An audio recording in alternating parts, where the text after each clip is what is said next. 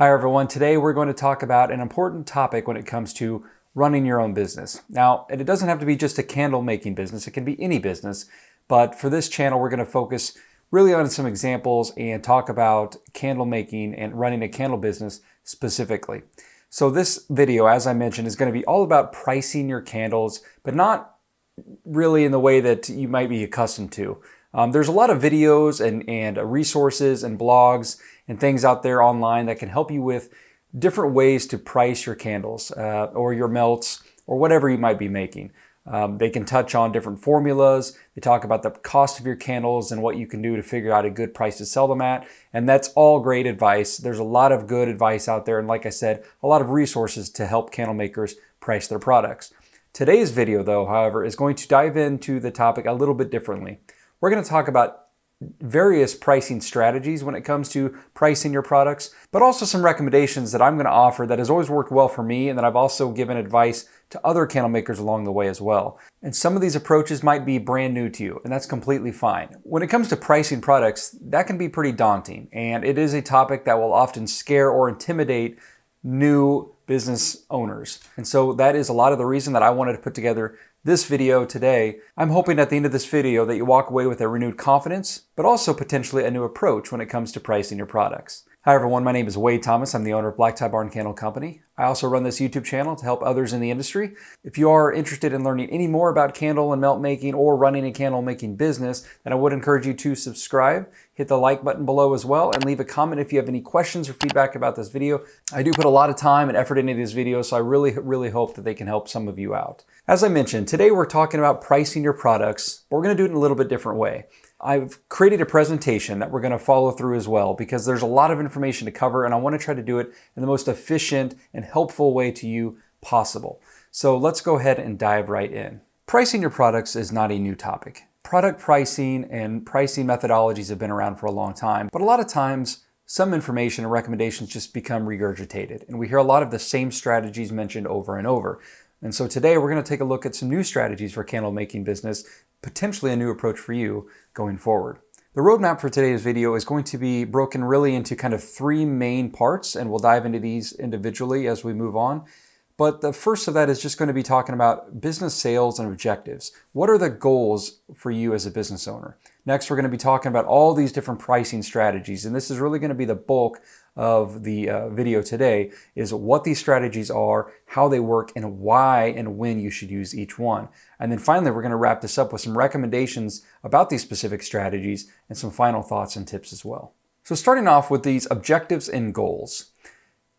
As a business owner, you really have to think about long-term objectives. Obviously, all of us have a passion to do what we do, and we also have a passion for profit, right? We want to sustain our business. The reason you get into business is not just because you enjoy it, but because you also want to make some money. It's how we make a living. That is our business.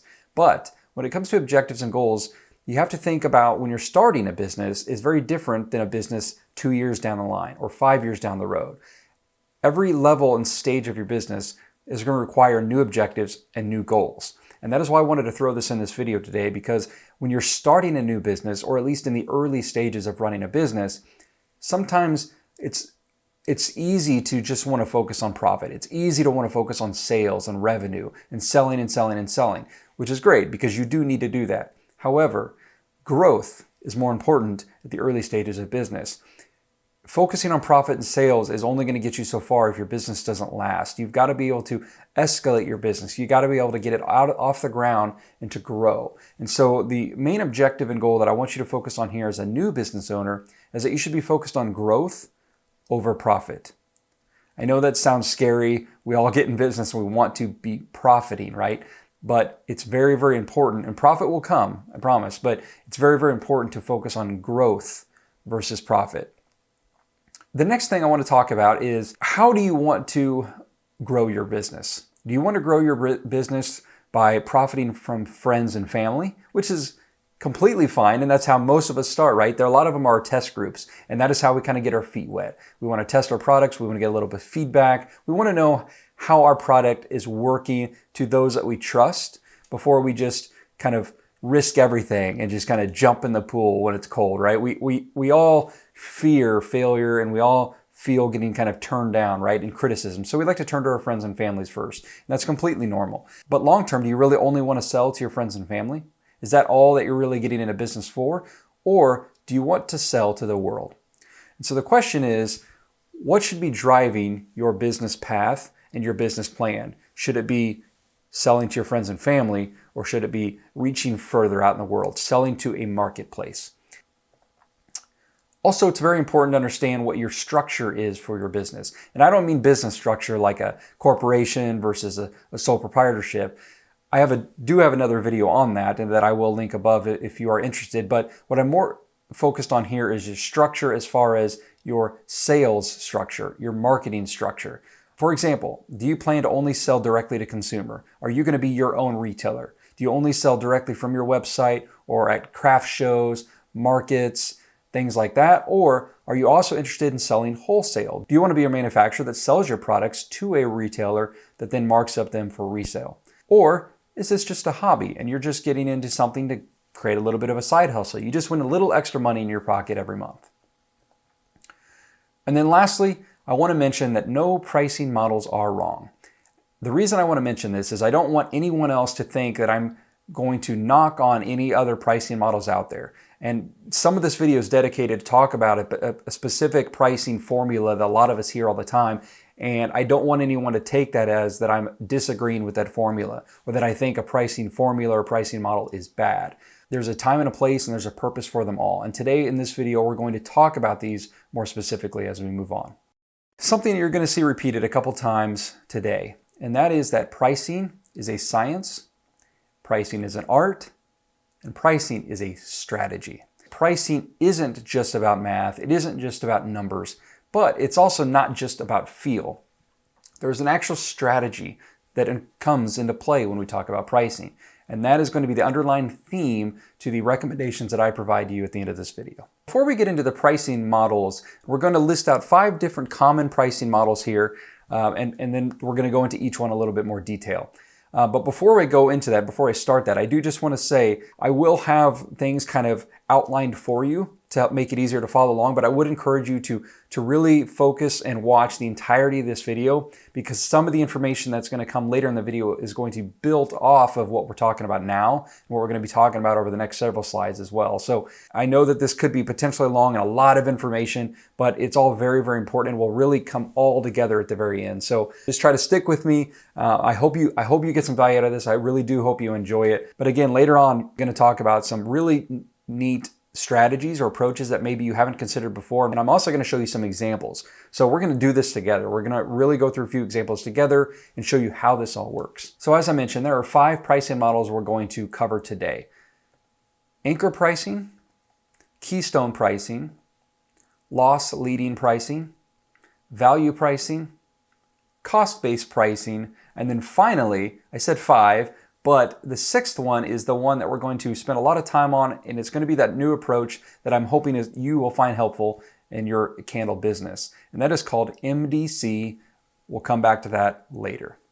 Now, you may have noticed that 3 of these are in white and 3 are in red. The 3 that are in white, we are not going to talk about in detail, but I will cover and recap for you real quickly, because there are times where you might use these in your candle business for specific reasons. However, they're not going to be the cornerstone of the pricing strategies that you see most people recommend for a candle making business. Those are the ones in red. And so we will spend a little bit more time on those, specifically on the last 2, but I do want to quickly cover the other 3 first, because they can supplement other pricing strategies for some specific reasons.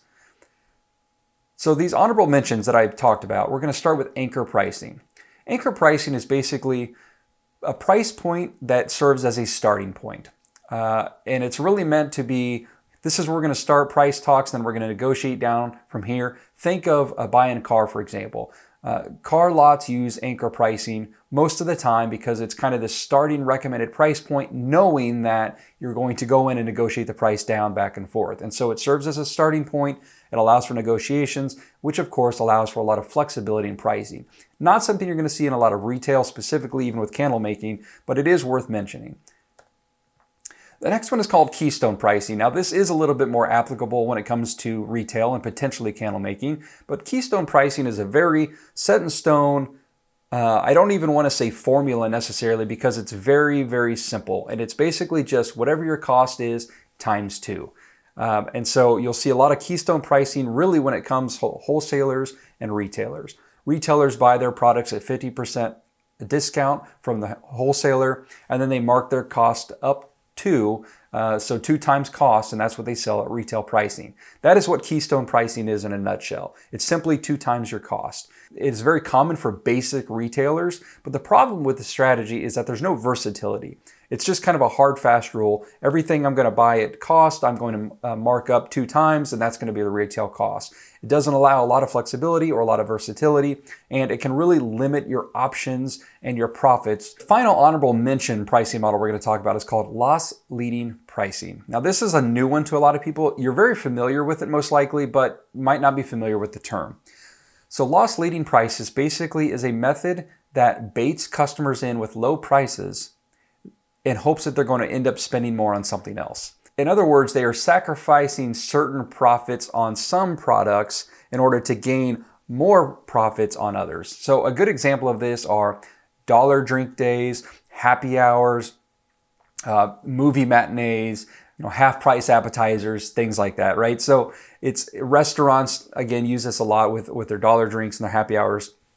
And their goal is to just get people in the door. And they're going to get the people in the door because of these great deals. And they know they might lose money on some of these amazing deals, right? They're just trying to get people in the door. But they know that if they get you in the door, you're going to spend more money on other things. And so they're going to still end up profiting from you. And in fact, a lot of these promotions ends up leading to more profit because people feel like they got such a good deal that they end up splurging on other things as well. So loss leading pricing is very, very common. But again, it's not something you're going to do typically with a lot of your candle business. However, sometimes with candle shows or at markets, you might do some kind of promotions to get people in the door in hopes that if they do get there to your booth or in the door, that they might spend more money. So it is something that, again, isn't really a cornerstone pricing approach, but it is an interesting methodology and something you might consider for specific purposes. All right, so let's talk about the next one. And this is, now we're starting to get into the realm of actual business pricing models that could apply to your specific business. The first one is called value pricing. Now, value pricing is really a focus on customer satisfaction, customer value, quality to the customer versus focusing too much on costs. In other words, you think that your product or service provides such value to your customer that you can price your product or service accordingly. Often that's a higher price because you think it's worth it to your customers. You think that your customer will see enough value in that product or service that they will pay you X amount of money for that product or service.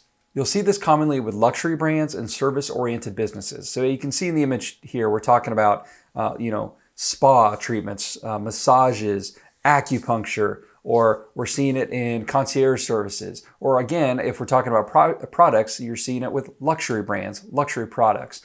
It's all about branding. It's all about marketability and branding and quality over quantity. And so the idea with this type of pricing is I'm going to charge you X amount of money because you know that my product or service is worth it.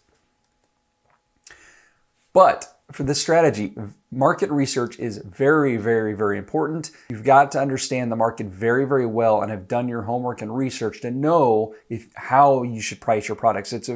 This is more of that art form type of methodology we were talking about. It's not something you can find a formula or some easy way to price your products. This is a difficult strategy, and so you really have to know what you're doing if you're going to go this route. So as I mentioned, the goal with the strategy is to really earn higher profits per interaction, per transaction, but the caveat is you're going to have less reach. You're going to have less business or sales overall, and so it's kind of that finding that happy medium.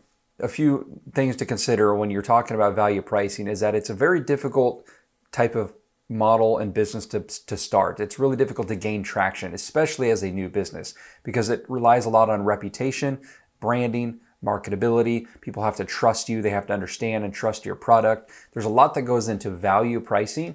And so it can be something difficult for new business owners to start and to grow. However, that being said, this is a strategy that does work with candle making. It can work with any business really, as long as you understand that that is your goal and your objective. So think back to the very first slide that we talked about goals and objectives. If you know what type of business you want to run, if you have a specific niche or a specific market, and you know that you want to focus on a luxury line of candles, then this would be a viable approach for you. The next one we're going to talk about, though, is called cost-based pricing. Now, this is in particular the pricing model that most of you may have already seen or had been recommended to before. This is the model that is formula driven. This is the one that is based entirely off a formula, which is take your cost, multiply that by 2, and that gets you wholesale, multiply by 4, and that becomes your retail price. So for example, the cost of your candle, let's say costs $3 to make. If you double that, you would sell that wholesale for $6, or you would sell that $12 retail. The entire formula is based off of cost of goods sold, or COGS for short. This entire formula is based off the foundation of COGS. You really have to understand the cost to make your product in entirety. Now, what makes up those costs, you might be asking. Now, I'm going to have several videos on cost of goods specifically down the road, but just kind of summarize them for you to keep things simple for this video.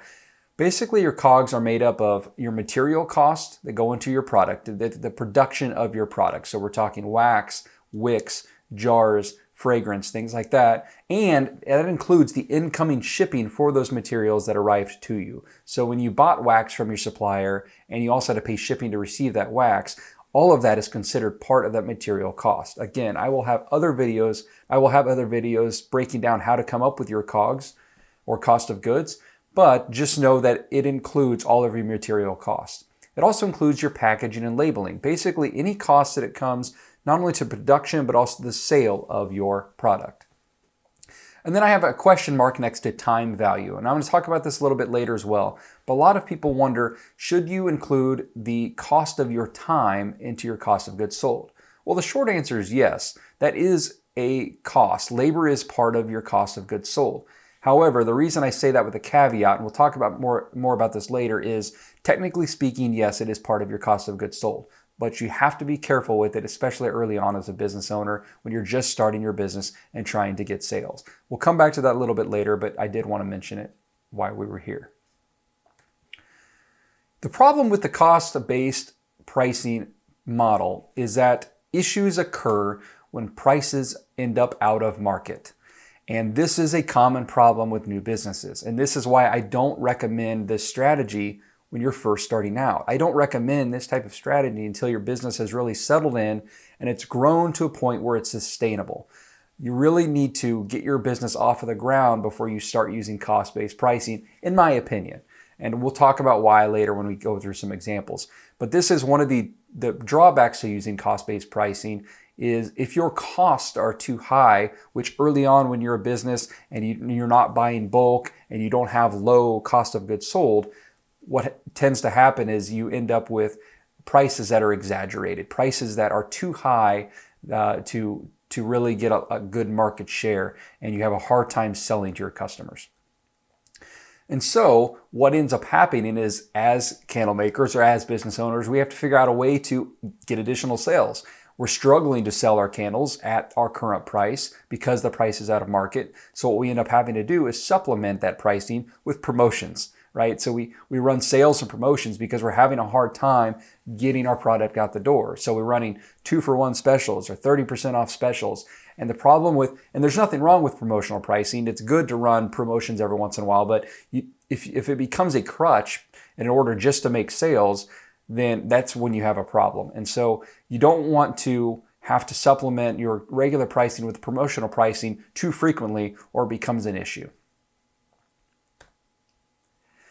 And then the final couple notes on cost-based pricing, it is, as I mentioned, the most well-known. This is the pricing model that most people will recommend to business owners. It's simple to figure out. You figure out the cost of making your product, and then it's just simply a math problem after that, ×2 or ×4 to figure out your retail price. So it's a very easy to teach type of pricing model, and it's very easy to remember as well. So it is a well-known and often recommended pricing model. However, it can inhibit growth early on for the reasons I mentioned previously.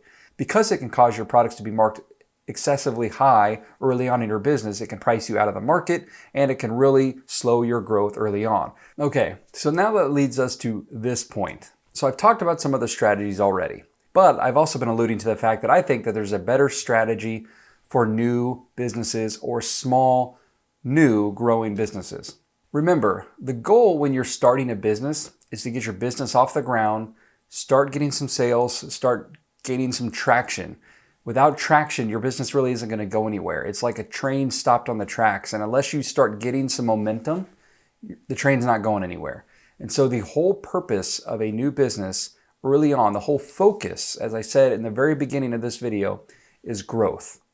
Let profits come later. It is very normal for a business not to show profits for the early stages. Now, I'm not saying that you can't earn profits early on in your business or anything like that. What I am just suggesting, though, is the focus should be on growth, not profits.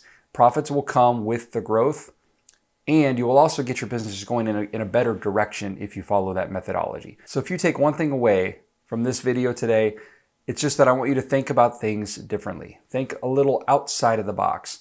Don't feel like you have to be stuck to formulas or rules when it comes to pricing products. It is your business, and so you have to find out what works for you in your business.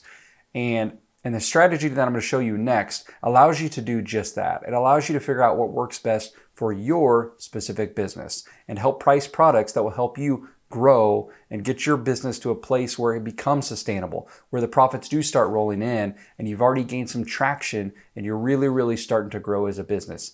That is the goal. That is what we're all here for, right? So hopefully you find this next part helpful and valuable and take something away from it. But anyways, I'm really excited to go ahead and talk about the strategy now and how it can help you hopefully in your business. And we're even going to get into a good example too, which I really love doing. So the strategy that I'm going to be talking about today is something that I call MDC pricing, which stands for market, demand, and cost pricing. Now, I used to kind of tell others about this. I would refer to it as dynamic pricing, which does completely make sense. However, I like to go back and call it MDC pricing because it allows you to remember those acronyms: market, demand, and cost. And we're going to break these down individually and tell you how these all play a part in this pricing model. I am not a financial guru. I really enjoy finance. I come from a business sector and I understand quite a bit about finance and business mechanics and operations, but it is not my career. I'm not some kind of licensed financial advisor or anything like that. In fact, this strategy, there is not something out there called MDC pricing, at least as far as I know. It's something that I've just kind of always referred to it as because it's easy for me to remember the focal points. And so let me walk you through this and hopefully you find it helpful. So as I said, MDC stands for market, demand, and cost. Let's break this down by looking at market first. Now, this is fairly straightforward. What target market are you after? Are you targeting a specific niche, for example? Or are you targeting more of the mass market? In other words, are you trying to get indoors to the general customer, or are you going after a specific niche? That could mean maybe you want a luxury line. Maybe you want something based around animals and pets. Maybe you want it based around sports. Perhaps you have a niche around books or Greek mythology, right? There's a lot of different niches out there. And so, in fact, the options are kind of limitless. But you really need to figure out your market. What is your market? What is your purpose? Why are you here? What is your vision for your business? Who are you trying to go after? And it's a good time to consider whether or not you want to be only focused on retail, or do you want to also potentially get into the wholesale market down the road? You're not locked in stone here, but it's important when you're pricing a product to at least know at the moment which of these is important to you. If you're not worried about wholesale at the moment, then you can kind of ignore that. You can always circle back to it later, but just understand at this stage, you're focused on your market, your target, your niche, and what you're after in terms of retail or wholesale. The next is demand. Now, demand and market seem very close, and they are very closely intertwined, but the way we're going to talk about demand is really about demand pricing. So the first step in figuring out the demand is taking your product and comparing it to other similar products in the market. Hopefully, your specific market, as we talked about previously. So find comparables, just like when you're shopping for a home, right? You look at comps, comparable homes in the area. You want to do the same thing with your product. And once you do that, you want to find a typical price range for that product. Let's say you find your product in your market and you're seeing that price range is anywhere from $10 to $40, right? That's a range. And that's part of this step here is talking about demand, is finding products similar to yours and what kind of price range do they fall in. You don't need to know anything exact, just a rough idea. And then based off of that range, what amount does it look like the customers are most willing to pay for or they have the ability to pay for, right? You don't want to price yourself out of the market, but you don't want to underprice either. You want to find that amount, that range that most customers are willing and able to pay. And then lastly, you're going to forecast to project within that current price range. All I mean by forecasting within that price range is just to start playing with some numbers. So let's talk about an example. Let's say that you think maybe you could sell 500 candles at a $12 price point. That would equal $6,000. But you're wondering, $12 is in that price range, but there's other amounts in that range as well. Your goal is to play with the other numbers in that price range and see what else you can come up with, because maybe $12 isn't the right price point. And so, for example, you could sell 300 candles for a $20 price point and still make the same amount of money.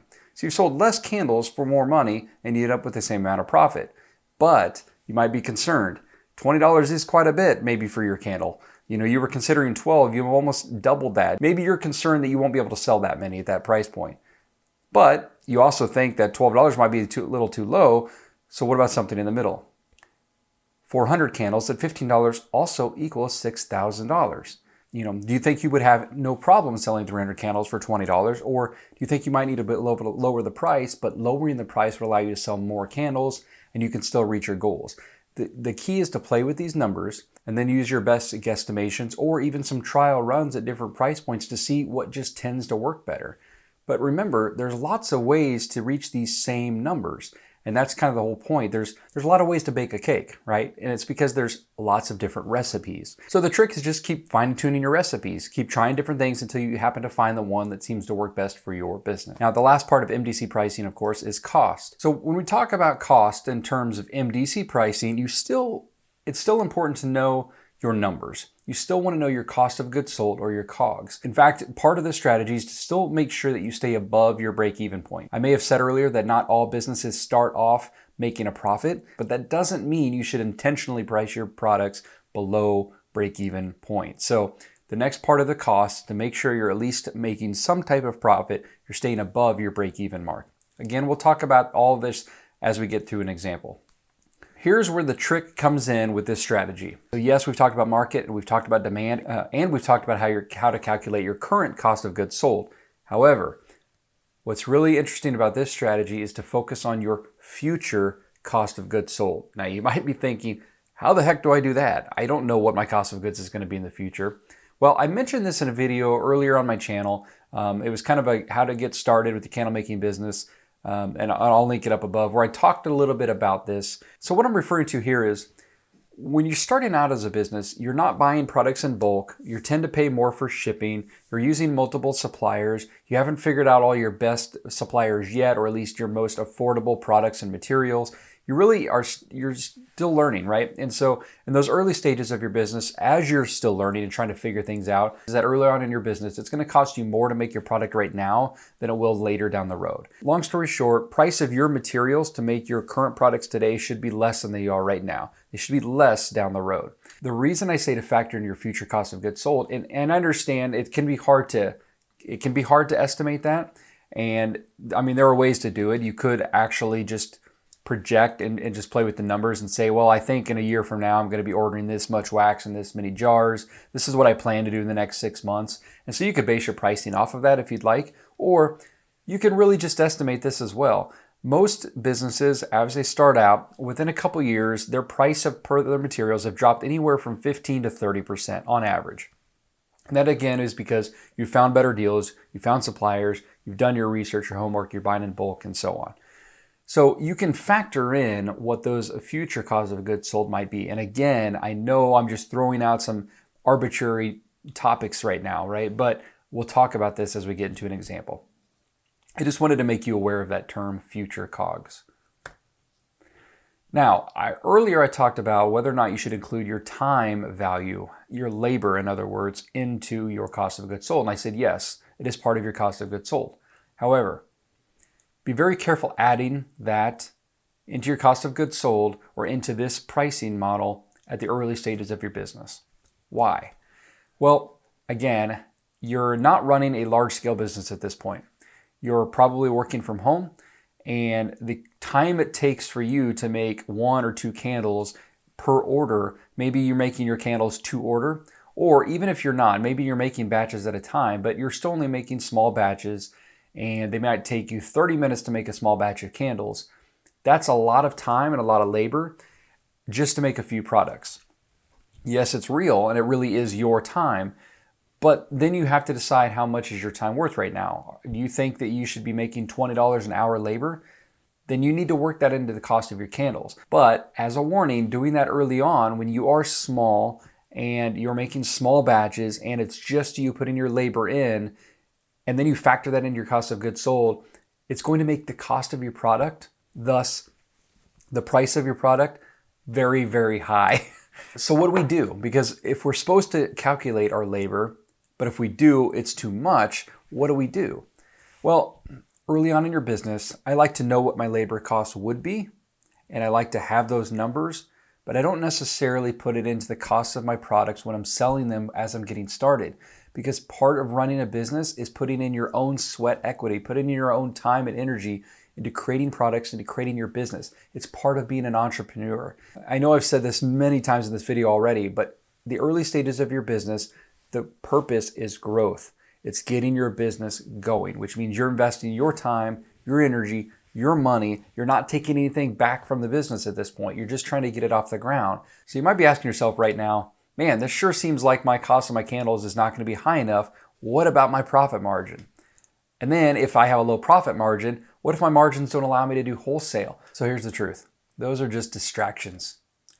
Those thoughts, those questions, those ideas are all just distractions early on in your business. And if you're not careful, you end up digging your business a grave and burying it before it even begins. Try not to get wrapped up into things like profit margins and whether or not you can do wholesale, things like that early on. Those things will come. Those things will come. Right now, your focus should just be getting your brand out there, start gaining some traffic, start building your business. Kind of overviewed the 3 characteristics of MDC pricing: market, demand, and cost.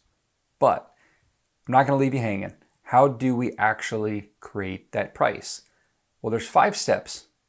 That's a lie. There's actually 6 steps. It says 5, there's 6. I forgot to change that number apparently.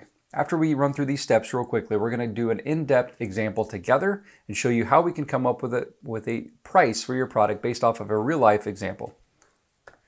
Step number 1 is going to be determining your cost of goods sold. We've talked about this a few times. We need to know what it costs you to make your product. Even an estimation right now is pretty good. Step 2 is to create a cost-based price off of your COGS. Now you're saying, wait a minute, that was one of the other strategies we said we're not going to use. Well, we're going to use it to help us with the rest of this pricing model. So step 2 is to figure out that cost-based price.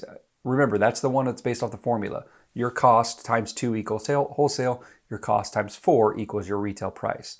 So we still want to figure out that price, and I'll show you why here in a minute. Step 3 is to factor in your market. Remember, the M in MDC pricing is about market. So we need to consider what type of market we're in and what type of target we're going after. Step 4 will be to factor in the demand. Remember, that's that price range. What are your customers willing and able to pay for your product? Step 5 is to factor in your future cost of goods sold. So we're going to do the same thing we did in step 1, except for we're going to estimate the future costs. And then the last step is to interpret those results. Interpret those results to set yourself a new price. All right, so this is my favorite part, is to actually walk through a real life example and figure out how we can do this together. So I know this screen is going to have a lot of information on it, but just bear with me. It's going to make sense. We're going to go through it one chunk at a time. This is really the best way for me to show you the strategy that I like to use and that I like to teach others to implement when they're pricing their products early on in their business. Now, this example is going to be based off of a 7-ounce candle. Now, I said this is a real life example, but just understand that the amounts that I'm going to be using as examples are just estimations. They're not specific to any type of product or materials. They're just examples, easy numbers for us to work with. So step 1, let's calculate our cost of goods sold for our candle. We know that our jar cost 85 cents. Our lid is 40 cents. The wax amount broken down into one candle is $1.20. The fragrance ended up being $1.20 for this candle. The wick was 15 cents and the label was 20 cents. Again, I will have other videos talking about how to come up with all of this. Most of them are pretty self-explanatory, but the wax and fragrance can be a little tricky. There'll be future videos on that. However, let's say that in this example, the total cost to make this one 7-ounce candle for us as the manufacturer, the one making the candle, let's say is $4. That is your price, your cost of goods to make that product today. Step 2, let's create a cost-based price based off of that information. Well, that's pretty straightforward. Your wholesale will be your $4 times 2, which equals 8. Or for retail, your $4 times 4 equals 16. So based off of your current cost of goods sold, the formula-based approach, that formula cost-based pricing would tell you to price your candle at $16. For a 7-ounce candle, your cost would be $16. Step 3, now it's time to factor in the market. This goes back to the two things we talked about earlier. You have to know what market you're after. Are you going for just kind of general customer use, general market, or are you going for a specific niche? There's not information here as far as the price to factor in here at this point because this is going to vary. You'll know your market better than me. If you have a specific niche or you have a luxury line, you know that you can probably err on the side of a more expensive product versus someone that's in the mass market. So this is just something for you to know and factor in at the very end. Step 4 is to factor in your demand and price range that we talked about. So you've done your research, you looked into the price range of products similar to yours, and you say, pretty much, as a general rule, you found that the minimum price a candle is going for the most part, is $7. The average price is about $10, and the maximum you found for your candle is $15. Again, these are just arbitrary numbers that I'm throwing out there. It's obviously going to vary on location, niche, market, the type of candle. There's a lot of factors, right? But let's just use this as an example. Now, step 5 is to calculate your future cost of goods sold. So this is where it starts getting interesting. Let's say that you're either estimating based off of the information I gave you earlier. Like I said, after you've been in business for a while and you've done your homework and research on your suppliers, you can generally get your costs down once you start buying in bulk, anywhere from an additional 15 to 30% or even more sometimes discount on your products. Or maybe you did specific research. You've manually went out and tracked down the cost of each of these products if you were to buy them in larger quantities. So let's, for this example, assume that later we know we can get the jar for 60 cents a piece. The lid would be 25 cents each. The wax is down to 75% as well as the fragrance. The wick you've getting for 15 cents now. And then the label, no longer you're printing at home. Maybe you're ordering from a print lab and they show up and now they're only 5 cents a piece. So now your total in the future to make this candle, let's say in the next year or two, is down to $2.50. So you went from $4 a candle to $2.50, which means your new wholesale and retail price would have changed as well. Your wholesale now is $5 and your retail cost would be $10. So before we go any further, let's just look at a little bit of the information here. What we've seen here is that the recommended retail price for your candle now, based off of the formula, has gone from $16 to $10 if you were to use that formula, just because of the change in your cost of goods. Your wholesale obviously is lower as well. And more importantly, look at those two numbers in green. Those are the two new recommended retail prices that we talked about based off of the formula. Look at where those amounts fall into the demand range from step 4. All right.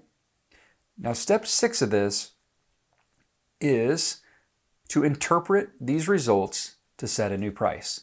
So this is where it's fun. Let's talk about what we see here and figure out what we can do to set an appropriate price. Well, the first thing that jumps to my attention, as I pointed out before, is those green numbers, those recommended prices based off the two different COGS, the cost of goods sold. Where do they fall in that price range that we found for the demand in our market? Well, as you can see, the original price of $16 is actually more than even the maximum amount you found when you looked at your demand. When you looked at your market, it's outside the maximum. That's not a very good start. You're already priced yourself out of the market. The new retail price based off of the future cost of goods sold is only $10. That actually happens to fall right in the middle of your price range for your demand. Right at $10 is the average. Okay, so then you might be wondering, well, how does that help me figure out what price? The first one clearly is outside of the market range, the price range, so I probably don't want to go that route, but let's start by looking at the rest of the information. If you remember, your current cost of goods, as we've seen step 1, was $4. If you look at step 4, the demand, even if you priced your candle at the minimum for your price range of $7, you're still almost making 100% markup. Now, I'm not saying to go down to $7, but even at a minimum price for your price range, you're still making a profit. Or really anything above $7, you're still making a profit. Now, is it a huge profit margin? No, but you're still making a profit. So what do we do with all this information? What would I price my candles at if this was me starting out and this was my 7-ounce candle and this was all the information for my product? Well, actually, this is not too far off from what I did starting off. So I can tell you comfortably, I would probably price my candles somewhere between $9 and $12 starting out. So why 9 on the low end and 12 on the high end? Well, I chose 9 on the low end just because if I'm in a market, if I'm just trying to start gathering some business and start getting some sales, and I'm not in a very specific niche focused market, I might have to kind of go on that lower end, a little bit below average, just to start building my business, right? So that's where I kind of come in at $9. And I go up to 12 because 12 is still just a little bit above average for the market, which is fine. It's still pretty close if I'm confident in my product. And it's 3 times the cost of my product today, which is great. And the best part about the $12 range is that I can always come down on my price later. So let's say I do get my future cost of goods down to $250, as we see in step 5 in a year from now, which means I can actually lower my price down on my candle if I want. No customers are going to complain at you if you lower your price of your candle as you're in business for a while. So starting out at $12 would be a great thing as well. Because it's going to help you now, potentially, but it also gives you some wiggle room to drop down lower. I would probably price my candle somewhere around the $10 mark personally. And the reason why is because it kind of is the best of all worlds, right? It's given me a good, healthy profit starting off. It's right in the average of the demand, the price range that customers are willing to pay for a candle like mine. And I already know that it's protected by my future cost of goods down the road. I'm able to price my candle in good position now while also positioning my candle for good pricing in the next year or two. So the only question here is, if I were to price my candle at $10, am I able to do wholesale? Maybe not right away, because I would have to probably, if my cost of goods today are $4, I would have to probably sell it for $8, and then if a retail is 10, that's not enough of a markup really. So it's really hard to wholesale. In order to wholesale this candle, you would have to probably retail this candle for about $16, right? That's what we saw in step 2. Well, that's just, I'm not comfortable with that. That's kind of out of the range, right? We've already talked about why 16 is really not the best number right now. You could do it depending on your niche, depending on your market. You can definitely do that. I'm not saying you can't, but if it was me, I wouldn't. And I also wouldn't focus on wholesale. I wouldn't care at this point. Remember, I'm a new young business. My focus is building customers, building reputation, building a brand, getting traffic. I don't have to focus on wholesale. However, here's where the good news comes in. Just because wholesale at $10 doesn't work right now, look at what the future cost of goods is down the road. Remember, it drops to $250. At that point, wholesale becomes $5, and now my $10 price point pairs perfectly with that wholesale price point. So give yourself some time. That's kind of the general idea here, is just give yourself some time, let your business settle in, and eventually these opportunities that might not seem like they're great right now will open up for you down the road. This is why I like this strategy so much. It allows you to find that great price point to help your business get off the ground and grow early on, while also being forward thinking, while also being able to project and forecast for the future. So I want to leave you with a few final thoughts. First is that, again, pricing is a science, and art, it's a strategy. You have to consider pricing as an overall part of your business. It's a strategy. It's an all-encompassing strategy. It's not simply a formula. Understand your market and your target. Without knowing those, it's really hard to confidently set a price point. Estimate your current and future cost of goods sold. We just did an example of why knowing both of those can be very, very beneficial for you, not just in setting your price now, but understanding your pricing later. And remember, my advice is to focus on growth early, not profits. Focus on how to get your business off the ground and start worrying about and how to grow, how to gain traction. And then lastly, just a reminder that no pricing model is wrong. There's a time and a place for all of them. In fact, after your business has settled in, maybe you've been in business for several years, you now have all your suppliers locked in, your cost of goods have come down, or maybe you're changing lines, you're adding a luxury line, and now it's time to focus on value pricing. So there's always reasons for different pricing models. Every business is unique, products are unique, how you run your business is completely up to you. So I just wanted to say again that there are no wrong pricing models. They all have a purpose. But for me, and for anyone that asks me my advice, my personal opinion on how I think new businesses should price their products early on, then I would recommend the MDC, market, demand, and cost approach. That dynamic pricing model really can help businesses early on, especially those that maybe have been using the cost-based approach to this point. You've been using a formula of taking your cost times 2 or times 4 to figure out your price, and you've been struggling to get sales. A lot of businesses follow that advice, and again, it's not bad advice, but sometimes it doesn't take everything into consideration. If you're one of those customers, one of those candle makers that have been trying to follow that model and have really been struggling to get sales, struggling to gain traction, struggling to grow your business and kind of get it out of stage 1, consider this approach. Well, thank you everyone. I hope you enjoyed this video. I know that there's a lot of content, a lot of information. Hopefully though it was valuable to you and you learned something new. If you have any questions or comments or anything you just want to discuss, feel free to reach out to me or put it in the comment section below. I love seeing the feedback and talking with you all. So don't forget to hit the subscribe button if you're interested in anything else about candle making or business. And if you like this video, give it a thumbs up. Otherwise, we will see you next time. Thanks.